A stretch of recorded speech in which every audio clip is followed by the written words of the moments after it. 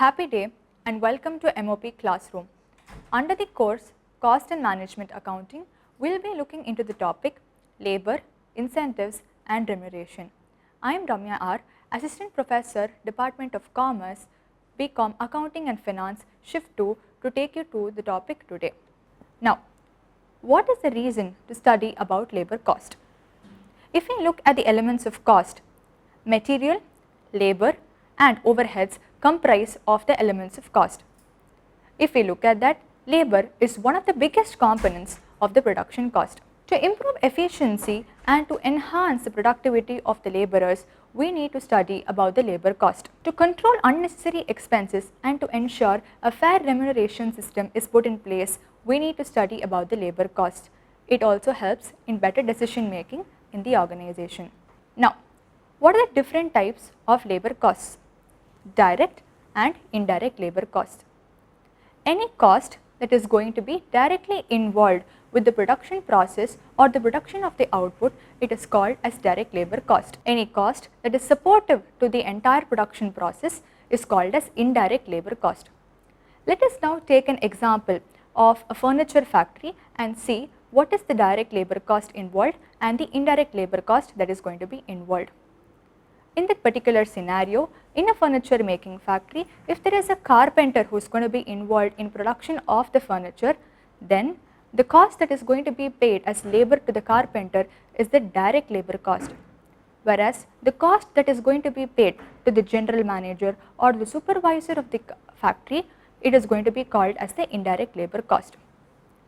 Apart from that, direct labor cost can be ascertained, allocated and controlled. They are charged directly to the output. Whereas, if you look at the indirect labor, they cannot be identified and allocated to cost units and are uncontrollable. They are apportioned on the different products. What are the different methods of wage payment? Number 1, it can be based on time rate system where the laborers are paid on a hourly basis or a weekly basis or on a monthly basis. Number 2, it can be based on piece rate system where the workers are directly paid proportional to the number of units that they produce. In order to do away with the disadvantages of time rate and piece rate system, they can be given the amount as premium and bonus plans. Based on the straight piece rate system, the workers are going to be paid hourly or monthly or weekly amount of time that they are going to spend in the factory for the production of the output. Differential piece rate system is a piece rate system where the workers are paid for the pieces that they produce based on the efficiency or the performance of the workers. Different authors have contributed towards a differential piece rate system. Now, we are going to see Taylor's differential piece rate system, Merrick's multiple piece rate system and Gantt task and bonus plan. Taylor's differential piece rate system. This method is given by F.W. Taylor and it contains two rates. One called as the high piece rate system where if a worker is going to produce above the required standard, he will be paid the high piece rate, and the other rate is going to be the low piece rate where if the worker is going to produce below the standard output, then he will be given the low piece rate. Let us now look at an example.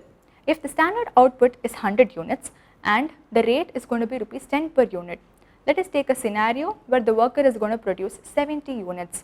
Then he is going to be called as producing below the output standard and he is going to be paid with rupees 8 per unit only. If the worker is going to produce 120 units, it is considered above standard production and he will be paid rupees 12 per unit. Merrick's multiple piece rate system. This is a development on the Taylor's piece rate system. Over here, 3 different piece rate categories are introduced. For this, the efficiency level is going to be calculated. Efficiency level is equal to output divided by standard output into 100. If the efficiency is going to be up to 83%, then the rate applied is basic piece rate. If the efficiency level is 83 to 100%, then the rate applied is 110% of the basic piece rate. If the efficiency is above 100%, then the rate applied is 120% of the basic piece rate. Gantt's task and bonus plan. This is a combination of time rate and bonus. Again, here also the efficiency is going to be calculated as actual output divided by standard output into 100. Now, what are the different levels of efficiency that we require? Up to 100%, if the output is below the standard, we apply only the time rate. At 100%, if the output is going to meet the standard, then time rate plus 20% as bonus is going to be given.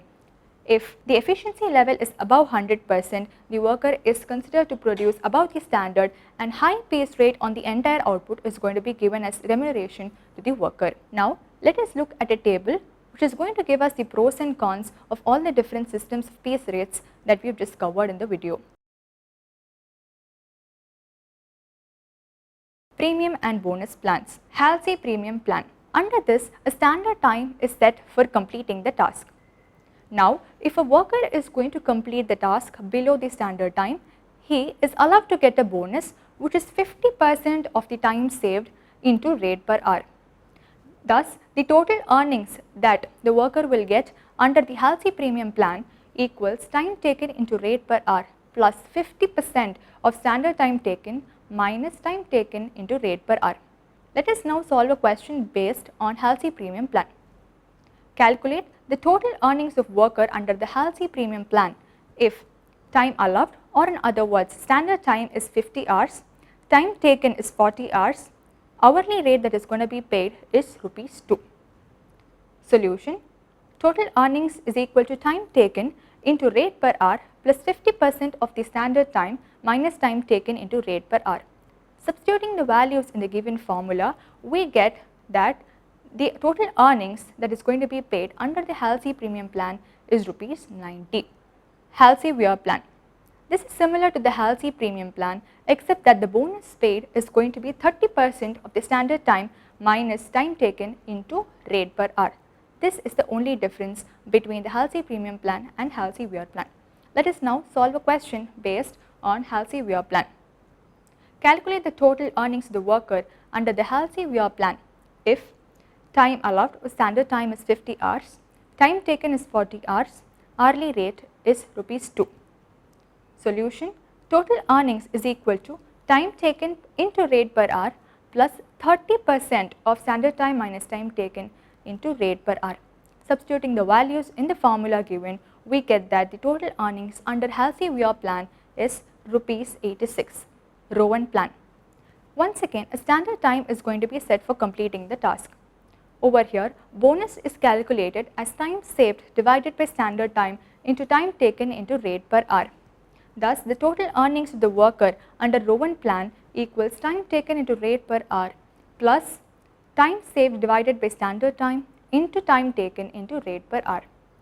Let us now solve a question based on Rowan Plan. Calculate the total earnings of the worker under Rowan Plan if standard time is 10 hours, time taken is 6 hours, hourly rate is rupees 2. Solution: total earnings under Rowan Plan equals time taken into rate per hour plus time saved divided by standard time into time taken into rate per hour. Substituting the values in the given formula, we get that the total earnings under Rowan Plan. Emergence Efficiency Plan. Once again, a standard time is set for completing the task and workers are evaluated based on their efficiency levels. So, efficiency is calculated as actual output divided by standard output into 100. If the efficiency is up to 66.66%, then only time wages are going to be paid. If the efficiency is between 66.66% to 100%, bonus is given, increasing with higher efficiency. At 100%, full bonus, which is usually 20% of the wages, is going to be paid. If the efficiency exceeds 100%, bonus may further increase. Thus, the total earnings equals time taken into rate per hour plus bonus. Let us now solve a question based on Emergence Efficiency Plan. Calculate the total earnings of the worker under the Emergence Efficiency Plan if standard output per day of 8 hours is 50 units, time wage is 5 per hour. On a specific day, Mr. X produced 50 units. Solution: efficiency level of Mr. X is calculated using the formula actual output divided by standard output into 100, where we get the efficiency to be 100%. At 100% efficiency under Emergence Efficiency Plan, full bonus is paid, which is usually 20% of the wages. Thus, we calculate total earnings as time taken into rate per hour plus bonus.